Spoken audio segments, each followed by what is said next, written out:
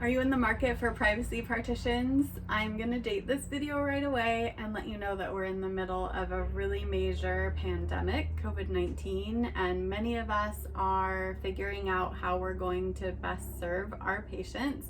And it is a new world of infection control inside our offices.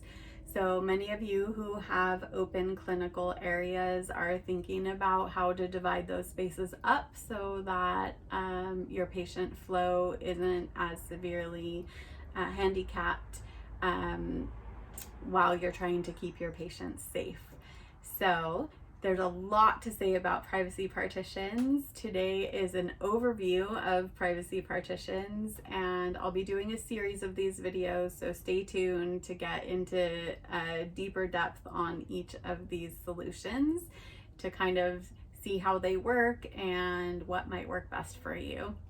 So we're gonna start with one of the easiest and least expensive options, which is a contractor wall. So if you have plenty of space in your clinic and you've got room for a 5 or so inch thick wall, you can go with a contractor wall, a pony wall that's low or half height, or all the way to the ceiling is up to you.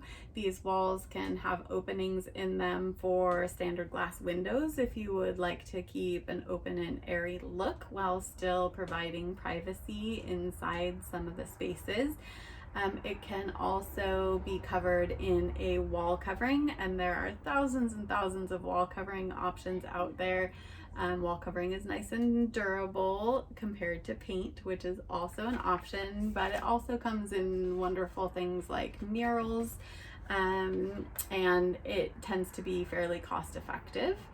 So you could also really spice up your contractor wall with an accent plastic laminate color. We talked a lot about plastic laminate in your cabinetry areas. You could go with a thermal molded plastic. This is a very flexible and pretty cost-effective option. Comes in a lot of colors and styles. If you do not have the luxury of 5 inches plus of width to put up a contractor wall to divide up your spaces, you might want to start looking at either floor to ceiling suspended, which would be like a cable mount system, or a pressure fit post system that will hold your privacy partition panels from the sides. You can also go with a floor mounted option that can either bolt down or be core drilled into your concrete, or be freestanding. But if you do choose a freestanding option, make sure that you are taking into consideration how your space is used and how often that freestanding partition will be knocked around. For these types of partitions, you have still a ton of options. So you can go with something like a resin material that has a texture to it. You can go with a resin material that just has an inner layer to it. Of course, glass is an option. Here's a beautiful frosted decorative glass, and there's hundreds of choices there as well. You could also go to a polycarbonate, which is a very lightweight solution. And if you're looking to really save some money, but you do want a suspended or framed partition solution that's nice and thin, you can even look to a greenhouse cell as an option in the polycarbonate, and they're really affordable. They don't come in a lot of colors or options, but they're really affordable, and they're translucent, so you get a lot of what you want out of something that can work inside your budget.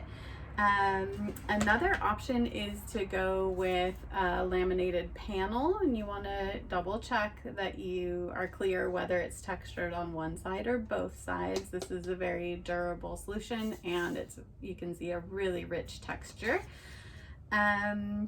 And then you can always go with shuffling here, shuffle.